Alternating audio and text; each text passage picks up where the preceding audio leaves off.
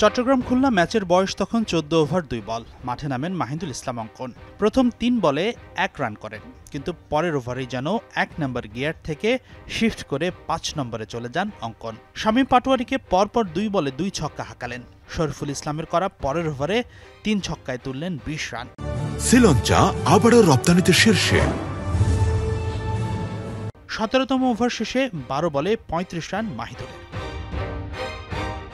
মোহাম্মদ ওয়াসিমের পরের ওভারটা ততটা রান তুলতে না পারলেও শরীফুলের করা ১৯তম ওভারে ১ বাউন্ডারি, ১ ছক্কা আর ১ সিঙ্গেল নিয়ে ১৮ বলে 50 করার কীর্তি করলেন মাহিদুল, যা বিপিএলে বাংলাদেশি ক্রিকেটারদের মধ্যে দ্রুততম।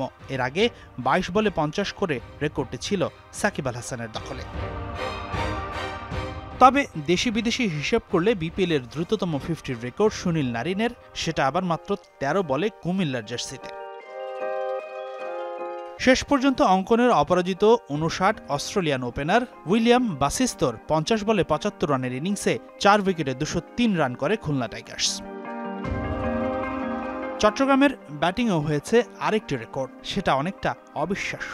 ১ বলে ১৫ রান তুলেছেন নাইম ইসলাম। তবে ছক্কা নাইম হিসেবে পরিচিত অভিজ্ঞ এই ব্যাটারের চেয়ে এখানে অবশ্য কৃতিত্বটা বেশি খুলনার ক্যারিবিয়ান বোলার ওশানে থমাসের। ম্যাচের প্রথম বলে আউট হন নাইম, তবে বলটা ছিল নো বল।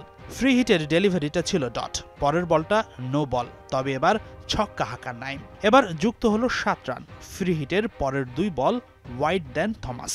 বৈধ ডেলিভারি করার তৃতীয় চেষ্টায় আবারও নো বল, এবার বাউন্ডারি হাঁকার নাইম।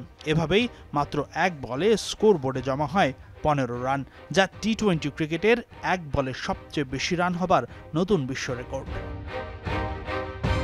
তবে এরপর আবু হায়দার, রনি, হাসান মাহমুদ, মিরাজদের বোলিং ভেলকিতে ৬৭ রানের ৭ উইকেট হারিয়ে বিপাকে পড়ে চিটাগং কিংস। কিন্তু এরপরও ছিল শামীম পাটোয়ারীর ম্যাজিক। বিপর্যয়ের মাঝেই সমান ৪টি ছক্কা আর ৪টি চারের মারে ২৩ বলে 50 তোলেন পাটোয়ারী। নিঃসঙ্গ শেরপার মতো লড়াই করে ৭৮ রানের ইনিংস খেলে শামীম আউট হবার পর ১৬৬ রানে অল আউট হয় চিটাগাংস। ৩৭ রানের জয়ে আসর শুরু করে মিরাজের খুলনা টাইগার্স। হাসিনুর রহমান, যমুনা স্পোর্টস, ঢাকা।